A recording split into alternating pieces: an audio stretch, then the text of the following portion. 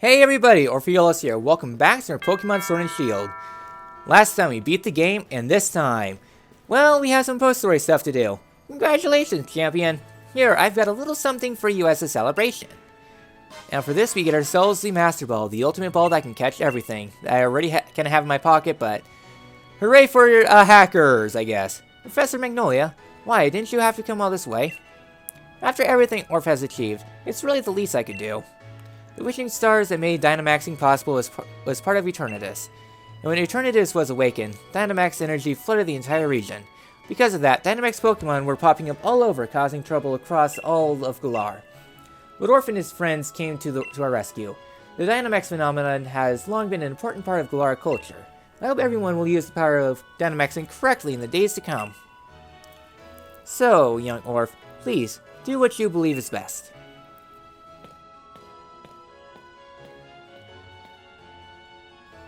Poor Professor Magnolia. It seems she's quite bothered by the chairman's actions, since she helped carry out so much of the researching into Dynamaxing for him. Alright then, so now we are free to head on out into the world.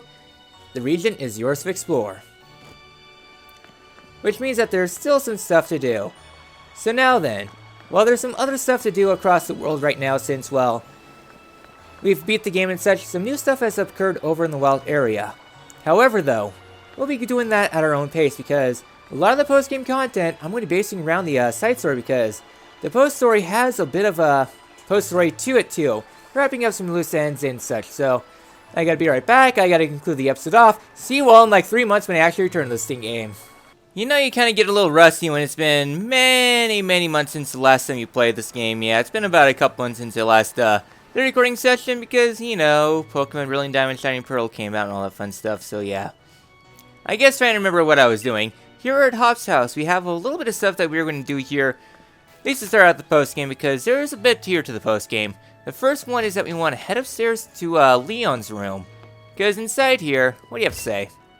Although Leon is no longer the champion, he's still very busy and hardly comes back. But I think he should do whatever he wants to while he's still young. Yeah, I gotta enjoy being young while he can. Anyways, here in Leon's room. If you're reading this, Orph, then I'm leaving the special Charmander to you. Let's have a real fiery battle again soon. Best, Leon. And we get fan service! Hooray! So with this, we get ourselves a free Charmander. I'll go ahead and add it to the party real quick. As a Pokemon. Well, I guess we could go ahead and do a Charmander's bio. Well, we're still here. So, I guess this all done. We get ourselves a free Charmander, and there's some bios here in the post-game.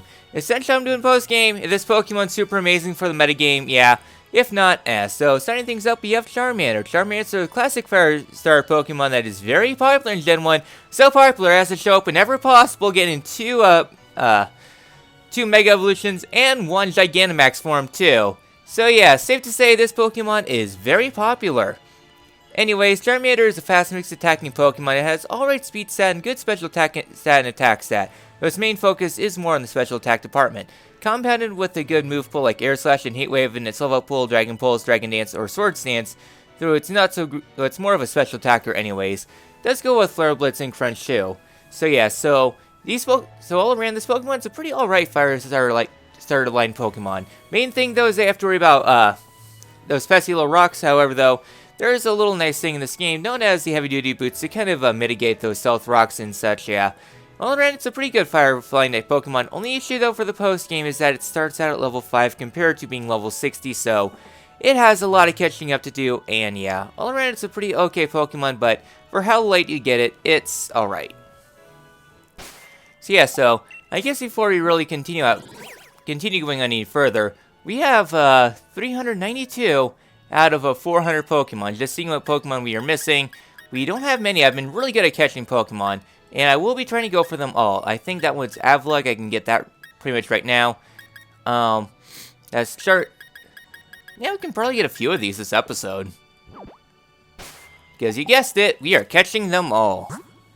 So yeah, so I guess a Candy M should be enough. There we go, level 17. Learn Smoke Screen, all that fun stuff. Oh yeah, the fun thing about Charmander is that it has the ability to Gigantamax, which is, well, at the time of release was actually pretty rare because they didn't have the free stuff that was in the Isle of Armor for game-breaking things. There we go. Hello, Charmeleon. I already have a Charizard because, wouldn't you believe it, there was an event a little bit while ago that gave out a free Charizard, level 100 with a Flare Orb and all that fun stuff. Yeah, this game loves breaking things. Alright, adding you back in.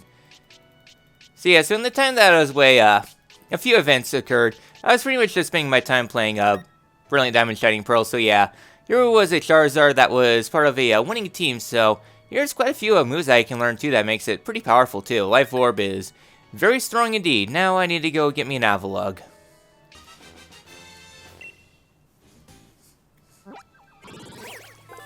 There we go. High Latitude Pokemon can found a cluster of Bergmans on its back as it swims along icebergs. It's a cool Pokemon. It's a flat top Pokemon. It's generally okay. Alright, so that one is another one that bites the dust, I guess. Alright then, so next up... there we go. Computer, you better not blow up on me. So I guess with all those evolutions out of the way, now it is time for us... Hold on one second. I saw those paintings. Oh yeah, they're interesting paintings. I wonder if they might be alluding to something later on. I don't know. Still to confirm, guys. Alright then, so the next thing to note though is that up here in the wild area we'll spend the rest of the episode. Okay, I was going to say, is it really that? So, here in South Lake Milotic, we have ourselves a new weather condition. So once you have beaten Leon, the wild area changes once again. So this is pretty much the final change here. And the big change that occurs after you beat that is that some super strong Pokemon will now be roaming the wild area. These I call the Ultimons. They are the strongest Pokemon you'll find here in the wild area. They're found at level 65, only available in the postgame, so naturally they are very strong indeed. As you can see, they're like 2 levels above my Pokemon, so if you want some good Pokemon to train against, there's a good batch of these. I'll be showcasing as many as I can. Welcome to the team! So yeah, so the rest of the episode is pretty much going to be going over the wild area changes, since a lot of the other cities, actually before we do so, I do want to make a pit stop before I go back to the wild area. Mostly because there's one other thing I want to mention now that we're in the postgame. One other change, and I'll be kind of going over the individual cities and their changes in a little bit. However though, Windon's one area that does not really change much until super late in the postgame, and I want to try to catch them all. Alright, thanks for the free experience. I'm really going to need it. And that one major change is going to be up here in Windon. To be exact, here, the Battle Tower is something new. We do not have full access to this place yet, but yeah, this is Rose's Tower. And it's getting changed up a little bit as we head on in here to the tournament. Thank you for coming. This is the Battle Tower. Can I help you with something? I want to battle. Wait, the Battle Tower is available right now? I thought this was wasn't available until after you have beat the post game. We'll be going over the Battle Tower once we're done with the post story because there is a bit to do here. So starting things up here, one of these trainers has something. Oh yeah, Leon transferred from Rose Tower into the Battle Tower when he became its owner. He's not only the champion, but he really wants to make everyone strong. I admire him. So yeah, so in a sense, we kind of screwed over the Galar region because this was once kind of like the major infrastructure. Like you had like Microcosmos investments, you had life insurance, you had construction. All that was kind of based here. And then when Leon took over, he kind of screwed everyone over. It's like, hey, yeah, go find a different place to make your HQ, and then, in a sense, Leon and Rose both kind of screwed it over the Galar region. I'll go over that in a little bit more detail, but here we get ourselves the Phiom TM shop, and here's where you can find a lot of your ultimate moves. Mostly, Giga Drain is a super good move, Mystical Fire is a very good move, Razor Shell is a pretty good move, Bounce is an okay move, Flink's good, Self-Destruct, Imprison, Trick Room, Wonder Room, and Magic Room. Trick Room is a very good move. It is. It inverts the speed stuff, and there's also a room service item that if you go in a trick room and you have room service, it'll lower your speed instead of increasing it to making you move faster on a trick room. It's really interesting, but since we have money to blow, I had to buy all of these. But yeah, these three are actually really good moves, like Giga Drain Heals, Mixed Fire is a debuff, which was originally the signature move of Delphox. So yeah. And lastly, we have ourselves a mysterious Pokemon here. I would go over you and all your lore implications, but sadly, I don't have a 3DS capture. Electric Memory on. This will help save on the electric bill. Guess it doesn't really work until type Null evolves. Drat. Oh, Champion Orph. This goes without saying at this point, but congratulations on your victory. To commemorate your achievements, I present you with this rare Pokemon, type Null.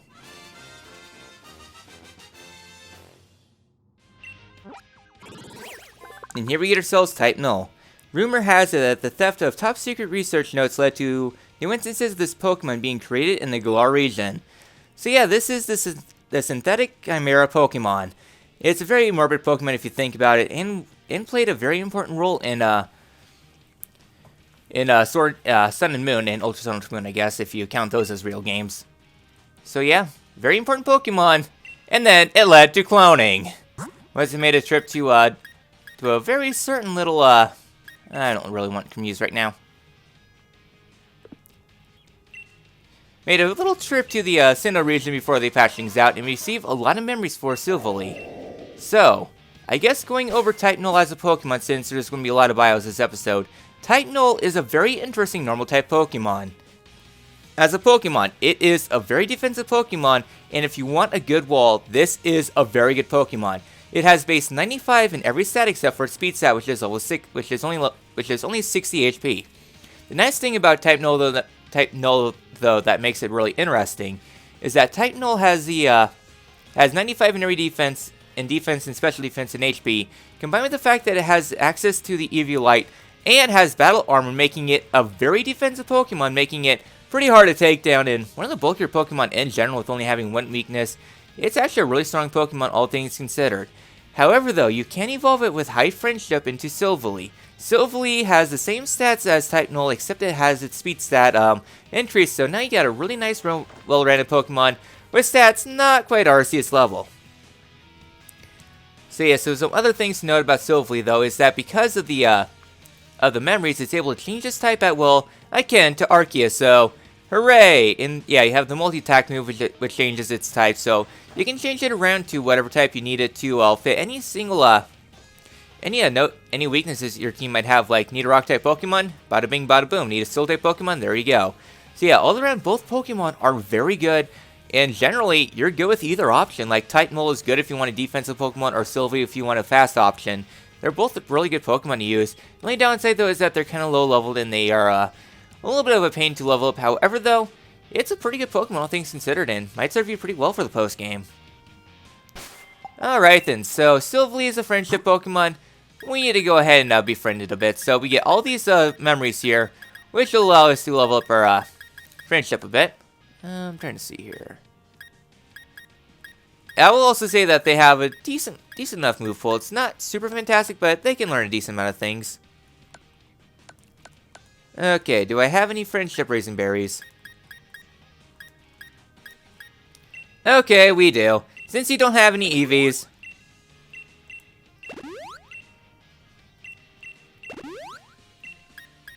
I'll just go ahead and raise your friendship up.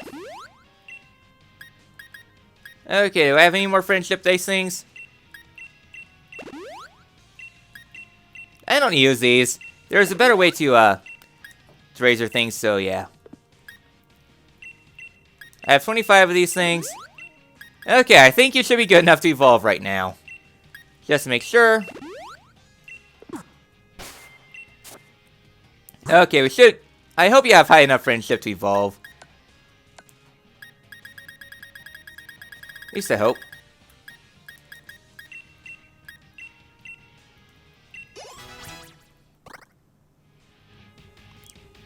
There we go. Hooray for friendship! The alternative way to raise friendship is getting yourself the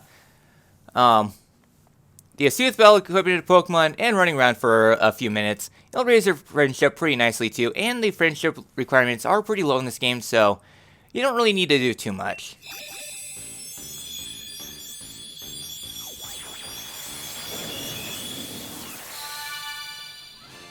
There we go. You have Silvally. Hooray, another Pokemon for the Dex! A solid bond of trust between this Pokemon and its trainer awakens the strength hidden within Silvally. It changes its type at will. So yeah, it's a really strong Pokemon. Of course, I'll teach you its really good signature attack. Like, it's 120 base power, which is really powerful. I think it's more powerful than Judgment. And plus, RKS system is a really cool one too. Get it? Arceus? Yeah, they tried to make God. Hooray for shitty implications! I have no idea what happened in Legends Arceus because this was still recorded before Arceus came out. Hooray, question mark! Alright then, so how are we on the Dex? Like, should have 98? 96, we're still missing a few Pokemon. Okay, I know what 3 Pokemon we are missing. And I'll hopefully get them this episode. I don't know if I'll be able to or not. So yeah, so back to the wild area we go since we cleared up that little diversion. We're getting really close to actually completing the Pokédex. So yeah, so here in the wild area, the major changes though is that Strongmons are now wandering the wild area for 1. And for 2, Fog is now available for us to go ahead and take on. So Fog, they are pretty much what it says. You get Foggy Pokemon. And they're pretty rare too, so yeah, I don't know why Fog is a post-game thing. It limits a lot of options too. I'll go over the bios at the end of the episode. But yeah, some Pokemon that really could have used some stuff. Anyways, there is level 65 Cramorant. Alright, that's a Hankomo.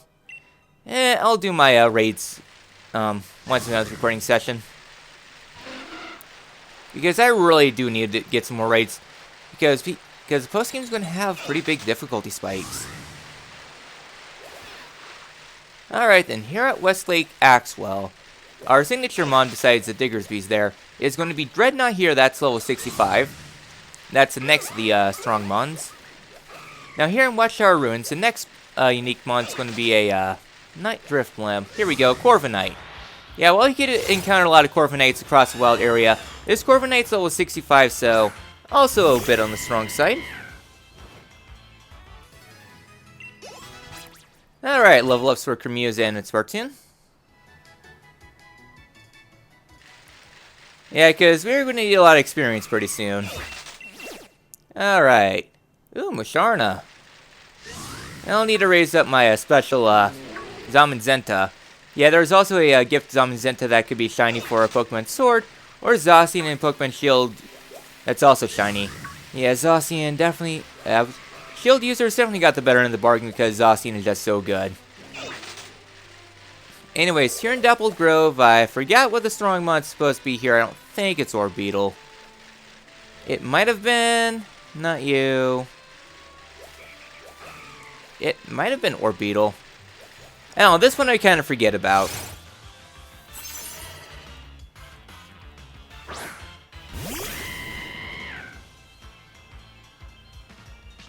Yep, it is Orbeetle. Okay, thanks for the experience, and good night. Yeah, definitely in need of experience at this point. Alright, next up here in the rolling field, the next Ronmon is going to be over here on the other side of the area. Just got to avoid these Combi. Yeah, with all the weather that's available, Combis are a little bit harder to come by now. I don't know if there's any special events going on or if it's just vanilla early game Pokemon. Yeah, so the Strongmon here in this region is going to be over here in this area. Where's Double at? I think it's over here. Yep, Double's going to be level 65 at the Strongmon in this area. So going on down here into the next area, this is where the foggy Pokemon are going to be starting to come out now. Mostly it's RNG with when they come out or not. So yeah, so foggy Pokemon, there's some exclusive here, like Clefairy is one of the fog Pokemon. There's who else is there? There's Cleffa, No Tyrogue. Pretty much a lot of Psychic and Fairy type Pokemon are available here. Actually, I want to say it's Thievul that's the unique mon here.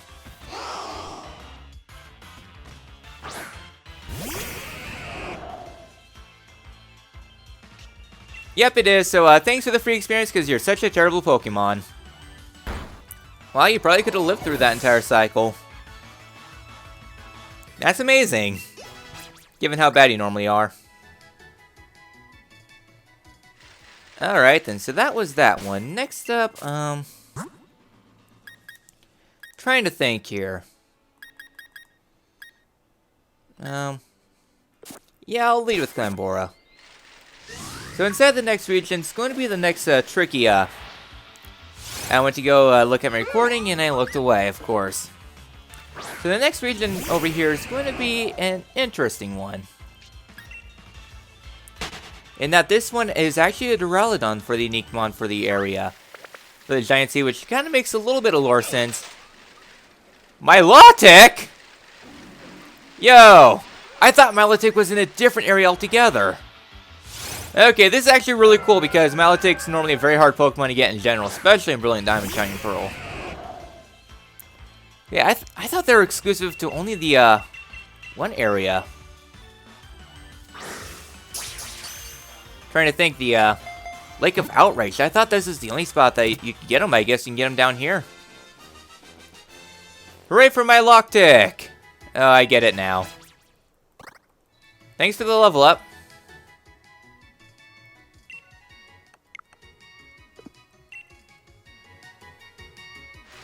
Alright, what I really wanted to do, though, is come over here to the Giant Sea.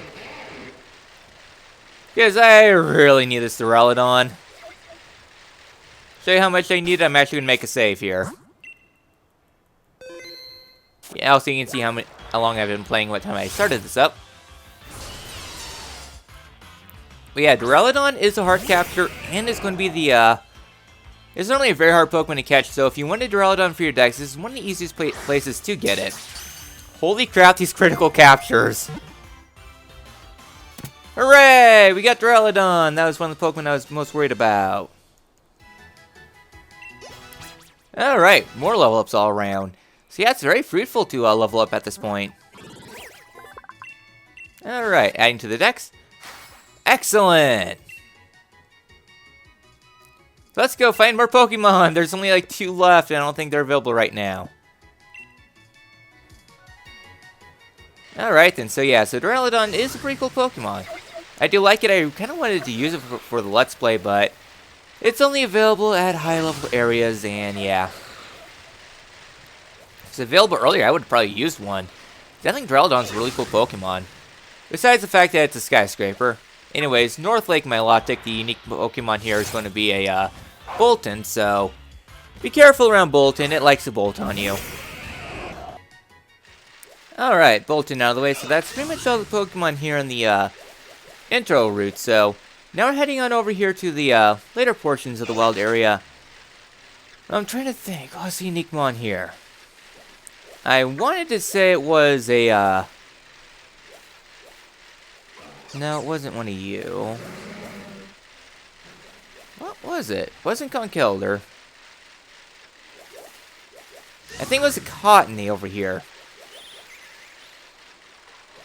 Wasn't Sigilith. Here we go, Eldegoss, there we go.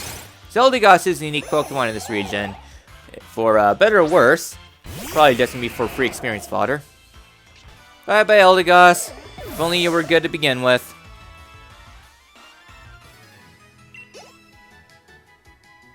Alright, there we are. So that's it there. So now heading up here to the riverbank. We got a pretty tricky Pokemon coming over here. So Bridgefield, Snowstorm. I do not know where it is. I don't think it's on the island there. But somewhere in here, there's a chance for you to have a Mimikyu be your rare mon. I do not know where it is. I've never actually encountered one. On my days it was foggy here. And I legit don't know where it is. It might have been a threshold there. I do not know where the Mimikyu is. If you know where it is, feel free to tell me because I've been searching for a long time and I honestly don't know where the Mimikyu is here. Just Mimikyu is one of the unique mons here that can spawn just. It's a hard Pokemon to find, for sure. Anyways, next up, over here somewhere... Yes, right here! Obstagoon is the unique mon in this region. Pretty powerful Pokemon. There we go, level ups all around. Her Muse is just running away in levels, but I don't really mind. Alright then, so that's that one there. Pretty tricky mon. And next up, over here in the Stony Wilderness, our unique mon is within the little... I hate Zigzagoon's RNG. You know, maybe that Zigzagoon was a good fit because had some certain things come up. Anyways, the next Pokemon of interest is going to be Snarl here. So yes, Snarl is the next out of the 65 super strong mons. So yeah, a little bit of a rougher Pokemon. Do I have any good counters? I forgot if I do. Yeah. Yeah, Snarl is a pretty strong Pokemon, all things considered. Another one of the good Pokemon here. You know, Snarl is a really strong Pokemon. It uses foul play against you. And you're using a physical attacker. So yeah, so anyways, that was a strong mon there. Next up, heading up to the Giant's Mirror. This is a spot during the fog. You can also encounter yourself the whatchamacallits? The Mimikyu. Yeah, Mimikyu during the fog, it's a random encounter here, so a little bit more annoying to encounter. So yeah. There's another better spot during one of the DLCs that you can also encounter Mimikyu, so it's not the end of the world. Anyways, next up, we have ourselves Berserker here for the strong mon of the Giant's Mirror. It's a rough Pokemon to take down. Alright, with that done, I should probably bring up Rosalina because I can heal up against the next Pokemon.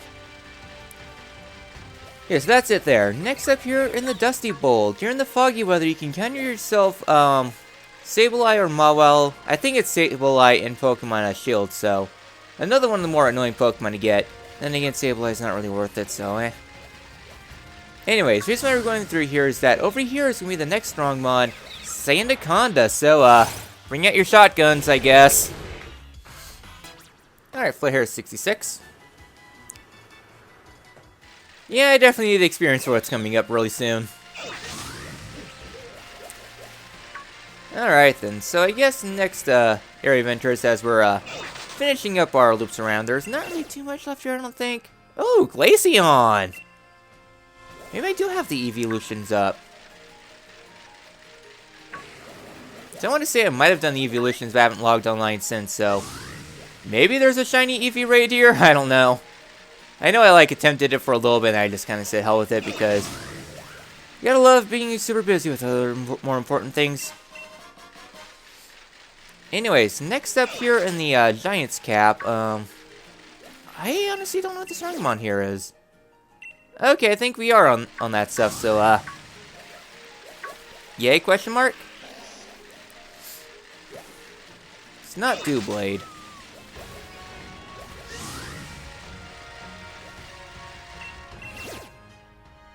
Sylveon! I guess we do have that stuff on. Anyway, since I guess we're in the region, the strong mon available here inside the Snowy Wilderness, bring up our guys. It's going to be over here on this cliff top, and that is going to be Copperaja. A decent enough Pokemon, I guess. I mean, Copperaja is not a fantastic Pokemon to say. I mean, it exists. Alright, level up Sargass and Clambora.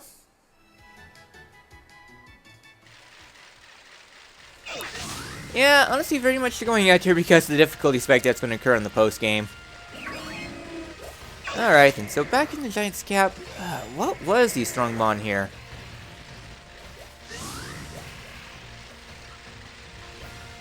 I don't think it was Dreadnought. I want to say it was something different. Oh, I remember what it is now. Now I remember. Yeah, alright guys, it's fine. Yeah, I just had to take a little bit of a memory jog. So this Pokemon is a little bit more of a reclusive one. Over here, towards the back wall here, we get ourselves the next strong mon, Colossal. Also, something else I should mention though is that in foggy weather you can catch yourself Colossus and Gothita here too, which is important enough, I guess. I mean, those Pokemon aren't even any good to begin with, so. Anyways, last one, I guess, Espeon. I could probably take Espeon on, but I got video encoding to do, so I'll probably do that doing that. So lastly, here inside the Giant's, I guess, Lake of Outrage during the snowstorm. I think I already passed you, right? Yep, Hatterene is the last Pokemon of Strongmons, I guess.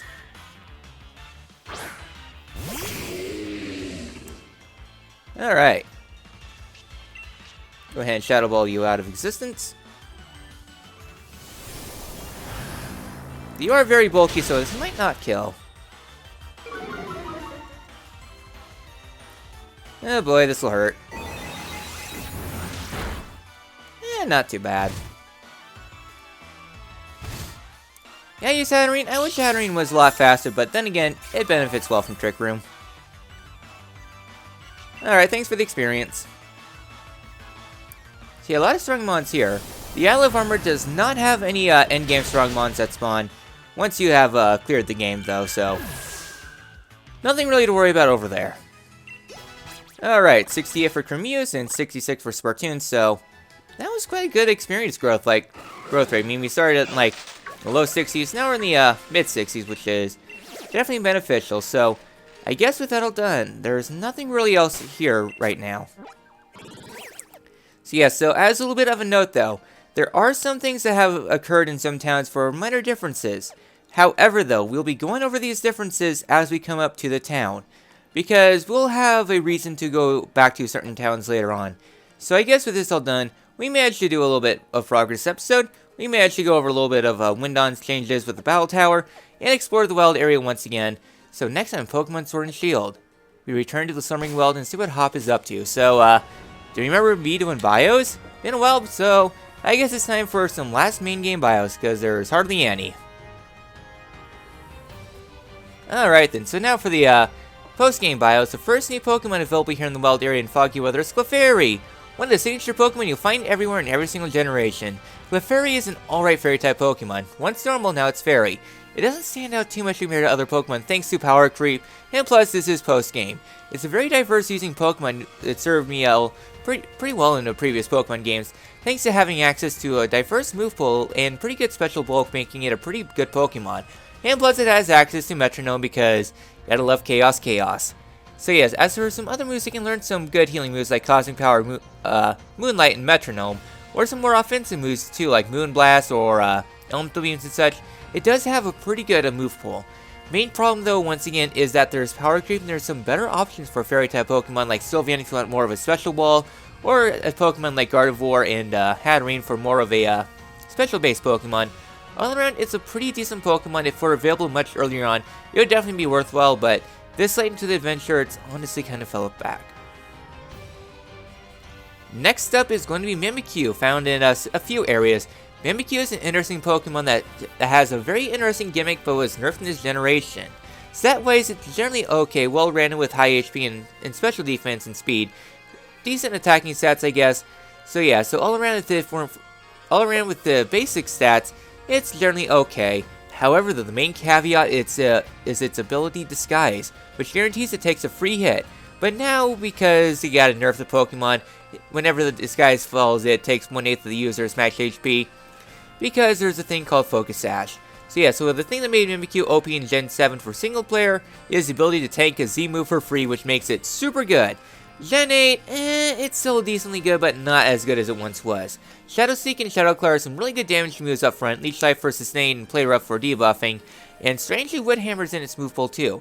Mimikyu has pretty good for type coverage, having access to a few moves like Sword Stance if you want to hit very hard, and for the free setup, Drain Punch and TM moves such makes it a pretty good Pokemon all things considered. Stat-wise, it's okay, not impressive, but its ability and move pool more than makes up for it.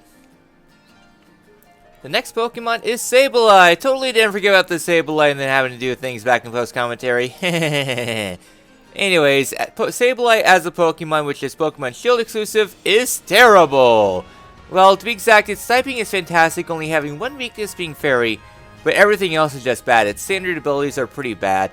Kenai is okay, but it's just overall bleh. And the other ability is Stall, which just always goes last. And given Sableye's terrible speed, it'll be going last anyways, and Prankster is a pretty decent hidden ability, all things considered. Its stats, though, are one of the big reasons why it's not really that good. Its best stat is about 75 in attack and defense, which is passable, I guess, but everything else is just so much stronger now, and really, even though it has fantastic typing, everything will just one-shot because it has no stats whatsoever. Its speed's pretty bleh. The only real other good thing going for it is that it has a decent amount of move pool.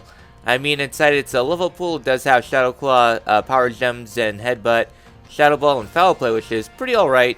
And then for TRs, TMs can learn things like Metronome for that fun stuff, Poison Jab, and other fun moves, and a couple setup moves too. However, though, just because its stats are just terrible is one of the reasons why I just don't suggest this Pokemon. It's not going to be doing much in general. It's going to get one-shotted, and sadly, you're better off using pretty much any other Pokemon, just because Sableye is just that far behind from everything else. Next up, we get ourselves Gothita. Gothita is an alright Psychic-type Pokemon. It will take a bit to evolve, and all around, I'm not a big fan of Gothita. As a Pokemon, it's a defensive-based Pokemon, having okay special attack, but all around it's pretty similar to Hatterene, except you can get Hatterene before the post-game, so automatically not really that great. Its main thing, though, is that it has access to Magic Room, which is kind of useless for single player. TM-wise can learn a wide selection of status moves, such as the Rooms for Fun, or offensive moves like Nasty Plot, Shadow Ball, Grass Knot, and Thunderbolt. It's a pretty alright and well-rounded Pokemon, somewhat slow, doesn't stand out too much, and overshadowed by the Shield's brother. All around, it's an okay Pokemon. Competitive is a fun ability to use, though for special sweeping, it's not really fantastic for the long term. Not great for the single player or post game, thanks Stupid Fog, but if it were available earlier, it would be okay. Lastly is Colossus. Do you like pure power? Reuniclus is a good option because 125 special attack in Form 2 is fun. In fact, you don't even need to evolve into its final form because thanks to Eviolite. So yeah, Colossus in the line of heavy focuses on its special attack stat mean 125 is really going to hit very hard. A classic Trick Room but tricks, it loves choice specs to hit very hard. And yeah, it has a pretty round better move pool with access to moves like Psychic, Skill Swap, Pain Split Screens. Like Gothita should have done, it does even better.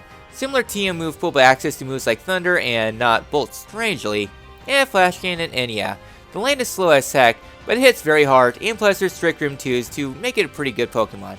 It's a fine substitution though, as shield users lack Cursula, so it definitely makes up for it for a good special type Pokemon. Sadly though, once again it gets outclassed to other Pokemon like Alakazam, Hatterene, if you want more slow Pokemon, and Gardevoir, so all around pretty decent Pokemon, just locked the post game thanks to Stupid Fog. So with this all done, next up, well, Slumbering Weld. I will see you all then. Hooray for time paradoxes!